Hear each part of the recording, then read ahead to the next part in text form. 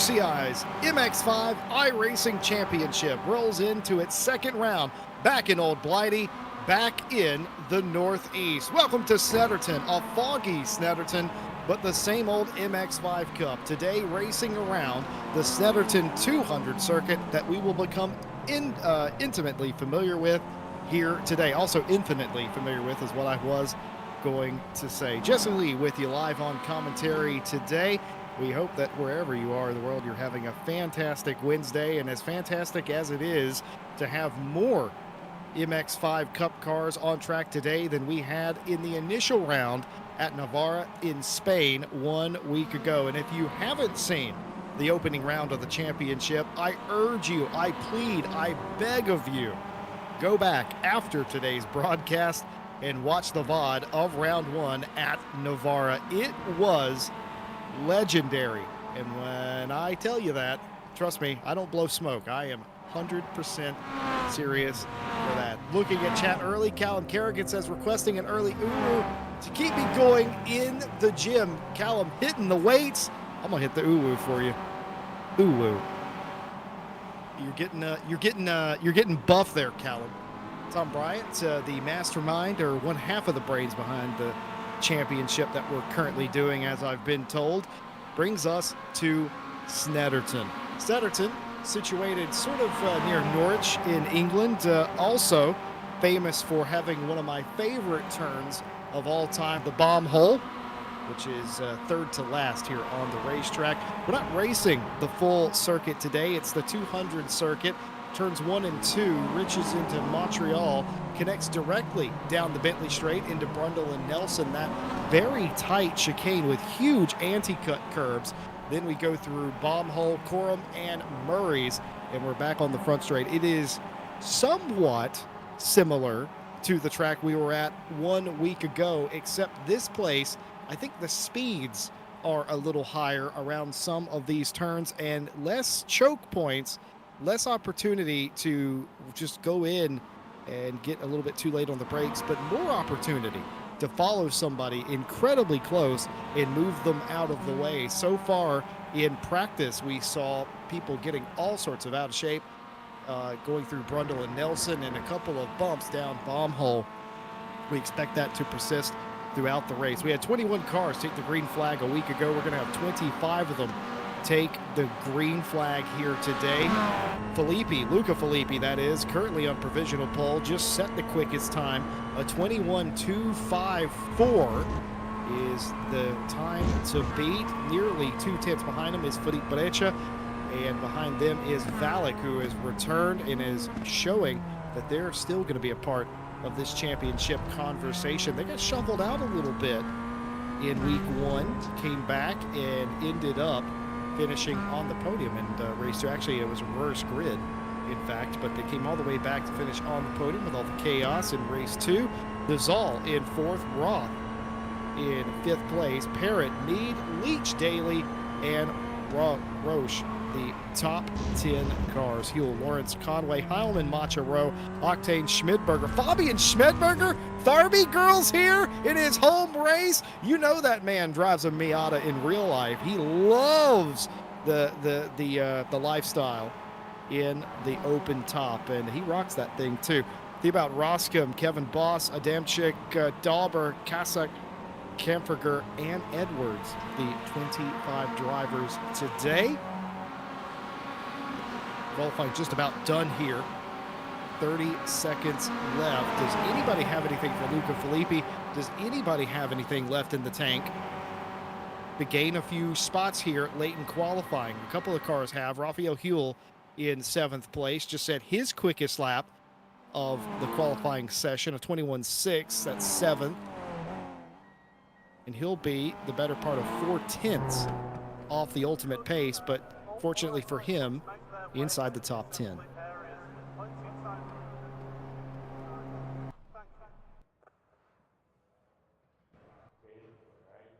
Mikael Sundstrom saying that they didn't make it home in time today to race. Mikael involved in that incredible finish in race 1, round 1 at Navarra. Just was unable to get home. Might have had to deal with a moose or whatever they deal with up there this time of year. Down here where I'm from, we just deal with idiot drivers. None of those on the track today, hopefully. Qualifying over, Luca Filippi, your top qualifier. They'll share the front row with Felipe Breccia, Valek, and Dazal is row number 2. Roth and Parrott, the next row. Huell, Mead, Leach, Daly, your top 10 there. Martin Lawrence, who put on a show for us last week, will start outside the top 10 with Peter Roche. Harry Conway doing the very same with Benjamin Heilman. I would argue all 4 of those cars massively out of position. Barmacha as well, in fact, I would argue completely out of where they would normally be. Ted Edwards starting shotgun on the field, also very unusual for them.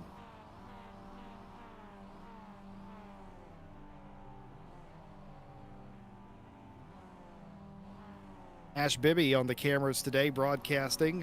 He's confused that the sun has gone down. It was foggy for practice and qualifying. It's dark. It's dark for the race. They do race these MX5 Cup cars in the night a couple of times a year.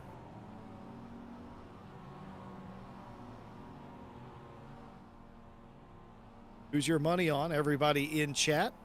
Luca Filippi looking really good. 2/10. That's a huge amount of time difference in these MX5s. Does Breccia have something for him? Does Valek have something for them in the race? Qualifying's one thing, race is another, and we certainly proved that 1 week ago, that you can have the best qualifying car, that's fine. But racing, quite another, a very different technique for sure.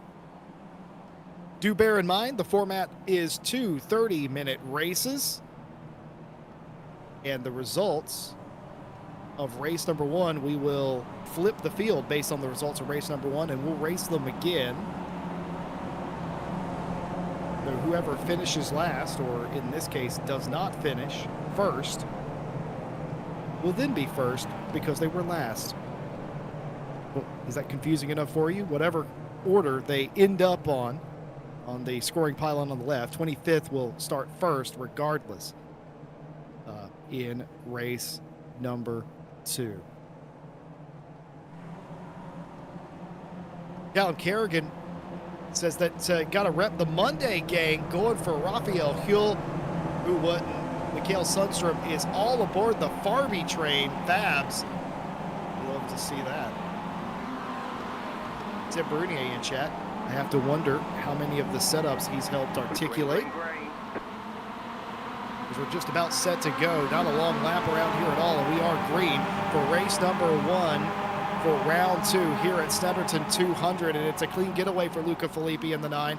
Was unchallenged into 1. Felipe Breccia gets into second place. Valek, I think, got sideways. No, it was Dozal. No, it was Valek. And he's going to go off the racetrack. Did he have help? He was sideways before that, but I think he's been contacted somewhat. He has gone completely off of the racetrack, and your third place qualifier has gone all the way to the back. Joe Dauber has also had an incident as well at the top of the circuit of Montreal. Meanwhile, everybody else single file. This is what I was talking about with Valek in the pink car. That was the slide, and no, just got back to the throttle and it went around. Hang on, Peppa Pig. That's actually brutal. I've just realized that's Peppa Pig on the side of the car, but it's got the Porsche pig sections layout on it. This is the Joe Dauber incident up in Montreal, turn number 2. He's on the outside. And does he just run out of room here? He does. So he doesn't actually go off the racetrack there. He just goes, he goes halfway. He goes halfway back home before he makes the turn. So less damaging there, certainly for Joe Dauber. Kept it on the island, so to speak. But here is the lead, or the race for it, rather. Filippi out in front of Breccia. They have driven away from Parrott, who's now inherited third place. 1 second to the good there. Mead in fourth. Dozal, Jersey, Jaroslav Roth. Behind Parrott, it's definitely Mead, Dozal, Roth, Leach, basically the entire field till you get back to Billy Octane. Bart Macha's just had an incident. completely ruining what I was saying.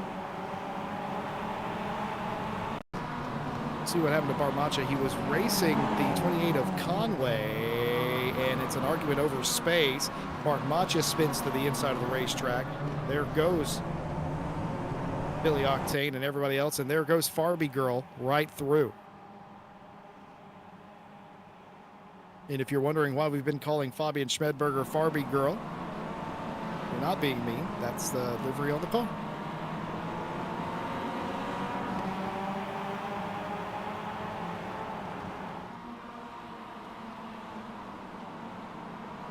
Joe Daubers had an additional incident, this time in the bomb hole.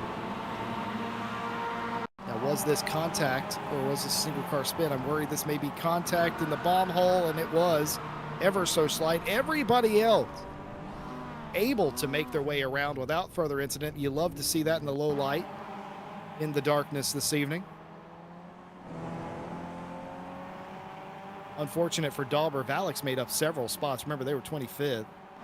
They're up to 21st place now. They've got by Rowe, Kasich, and Macha now, and are working on Adamczyk currently for a top 20 spot. We saw Valix do this in race 2 at Navarra a week ago as well. Felipe Breccia is the quickest car on the racetrack. A 21.819 just set the last lap through. And right on the back of Luca Filippi is Fabian Schmedberger attempting to size up Ted Edwards, who started shotgun on the field, stayed out of the early drama, and has now made their way inside the top 20 into 18th place. Felipe Breccia is right behind Filippi for the lead of this race. And when I say right behind, I mean it. Jaroslav Roth has gone around. Jersey's wrecked the car, and it's going to be a huge collision exiting Nelson. Several cars involved. Ted Edwards, Theobald Roscom, Kevin Boss. Either that or Kevin Boss was involved in an accident in bomb hole.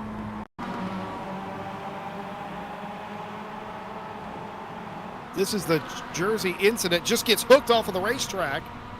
So there was a secondary incident here that happened at the same time that got Ted Edwards, Kevin Boss. Kevin Boss loses it. It whips back the 96 of Theobald Roscom's there. Ted Edwards trying to avoid and piles in. Crash test vehicle indeed. Now Kevin Boss into the pit lane. I think that's Theobald Roscom in the 96 also in the pit lane with him. And a couple of cars have either officially retired or have disappeared into the garage for repairs. You are allowed to sit there and repair the car if you wish. Dozal now with the quickest lap of the race, a 21.332 as the tires take temperature and the pack spaces out a little bit. Felipe Breccia has taken the lead of the race. Luca Filippi's down to third. Parrott up to second now. Didn't see how that happened. We were sorting out the incident in Nelson and Bomb Hole. But while that was happening, Breccia has taken the lead of the race. That opened the door for Parrott in the 141 to go to P2. And now your pole sitter, Luca Filippi, in the 9, down to third place. Breccia leading over Parrott. And that has allowed Dozal, who's the quickest car on the racetrack, who was more than a second and a half behind this group, to catch all the way back up and is now hounding your pole sitter for a podium position now is Dozal.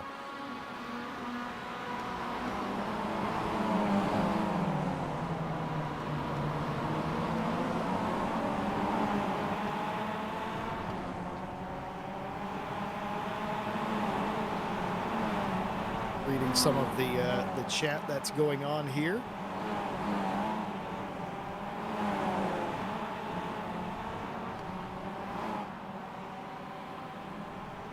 Tim Ireland making Hull jokes. Of course, we got Raphael Huell in the race, not Raphael Hull. For those of you that don't know what we're on about, Hull is a place in the UK. That's what Tim Ireland's making light of.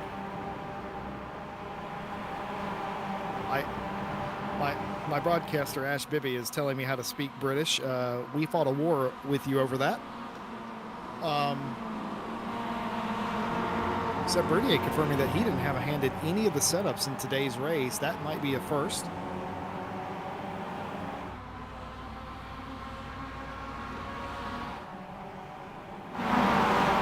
gaining positions as Seb Brunier. Seb Brunier. Martin Lawrence, of course, started outside the top 10, finds himself in ninth. He's the caboose on this train. He's got Ralph Wiggum on the back of that car, and he is in danger. He's in danger of gaining these spots. He's down to the inside of what is labeled the 19 car, but I think is actually the 29 of Meade. Oh, he's going to get spun. He's going to get spun coming out of Montreal. The Speed Salad car is going to get spun. The one car also involved of Roche, Benjamin Heilman involved, Peter Roche involved in that chain reaction after Martin Lawrence and Meade got together. Heilman's car doesn't look that damn. Oh, that's because we're watching a replay. I didn't see the change because of the darkness. And yeah, just nowhere to go. And Heilman's trying to stop from turning the one car, but momentum being what it is. Benjamin Heilman, your winner of race number 2 a week ago, into the pit lane, shy of the halfway mark in race number 1. Now, there is a race 2. This format is 2 30-minute races, reverse grid. And as it would stand, Kevin Boss would be on pole for race number 2. Breccia leads. Conway into 9th. Meade goes back to 8th. Buell in 7th place still. Leach 6th. Jordan Daly has popped up inside the top 5, starting from outside the top 10. That's excellent, remarkable progress from the 197 Race Ventura Mazda. Dizal continuing to size up Filippi for 3rd. And that's the battle we watch here. We actually see the entirety of the top 4 in one shot. That's Breccia to the extreme front of this pack in a, what I can only assume is a holiday / Christmas themed car with lights on it. I don't know about that. I fight that war every day with my partner on when to put lights up.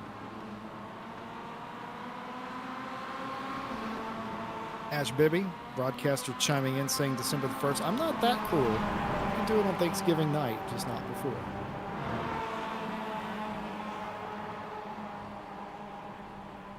They do. No, they don't come down on Boxing Day. They come down on January 1st. They come down, and if they don't, you're a heathen. All right. I'm learning that Ash Bibby is a Christmas tyrant, and that my one should be a little bit more thankful. I only say that because she won't watch this back on repeat. Philippe Breccia leading the race, but only just. Top 4 still together. 3.6 second gap back to Daly in 5th. Daly leading a train of his own with Ryan Leach, Raphael Huell. Then it's another 4.5 seconds back to Meade, who was just involved in that incident a lap ago. Harry Conway, those 2 cars kind of on their own. And here's what Daly is dealing with. Ryan Leach right behind them. Behind them, Huell. Nice. That is a nice engine gearbox section of the racetrack, or race car. I think that was back end of a Mazda engine, I think, is what that was. Hard to tell in the low light. Well, the view from the front of Daly's car is fantastic. The view from the rear, however, not quite so much. A lot of hungry cars. As you know what?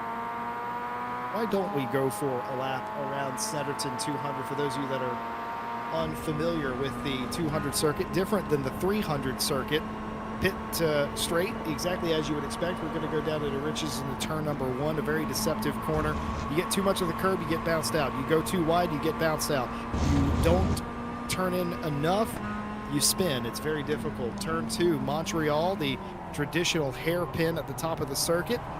But instead of going down a straight here, no, you turn left directly on the Bentley straight, completely removing the inner loop section of the racetrack, and we're already on the Bentley straight, such as the 200 circuit. It's my favorite version of Snetterton as well.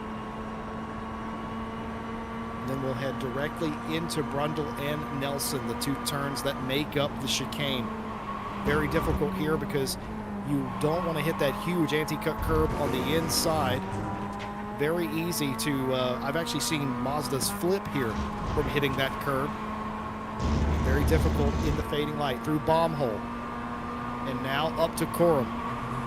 This huge, constantly changing radius corner in this final turn of Murray's. Very difficult to get right, and has something happened in front. The cars were all over the place in the road, and that has allowed Jordan Daly to creep in. Remember, this was a larger gap a lap or so ago, and I didn't quite catch it, but those cars took 5 different lines through there. Daly is under attack. Ryan Leach is trying to get through, and they have. So is Raphael Huell. Now, I wonder if Daly felt that he was dead. He was caught dead to rights right there as he slides it in there. He slides it in there to Montreal. He's going to get side by side. Was there contact? Can't tell, but it wasn't significant. If there was, that was mega brave. He got one of those spots back. He gave 2 of them up into turn 1 and got one of them back immediately. Ryan Leach does take the 5th spot away from Daly, though. Huell fighting him for 6th now.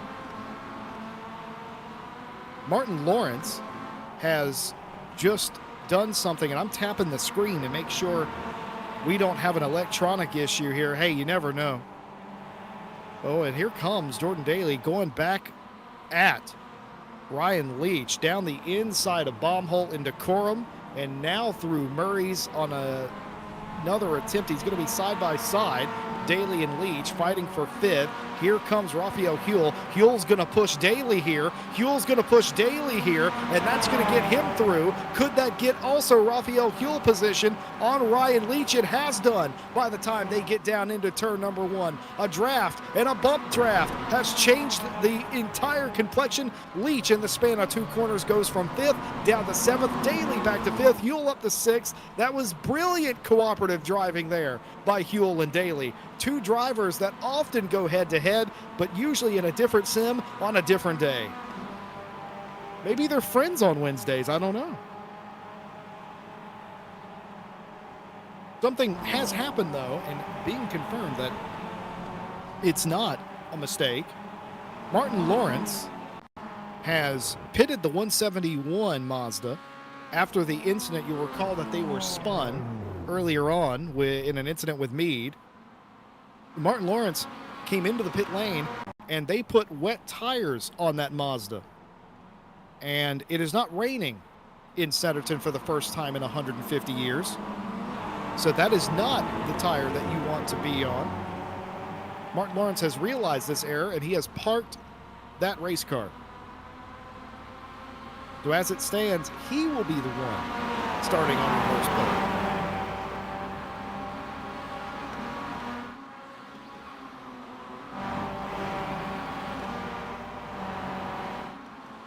Oh dear, we've had our chat who has weighed in on the Christmas argument.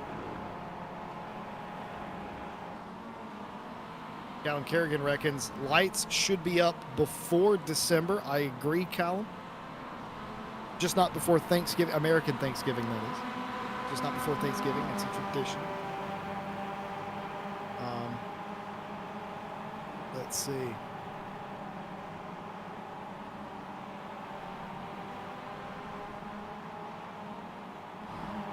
Bobby Schmedberger 13th, working his way up to the top 10. Speaking of that group, how in the world did Ash read my mind right there? That's exactly what I wanted to talk about. This group here with Schmedberger in it, leading the train currently, but they are side by side. Got to be very careful. The Sex on the Beach colored car. Oh, I get it. It's Barbie. It makes sense. Yeah, it makes sense that it's colored like a fruity mixed drink. That makes a lot of sense, actually. I don't know why it took me this long to figure that out, but you know how it is. Joe Dauber has been involved in some form of bother and will fall a little bit further behind. What has happened to the 777? Oh, that's huge contact. That's significant, the most significant we've seen in Brundle thus far, and he's been spat off of the racetrack. That's what happened to Joe Dauber.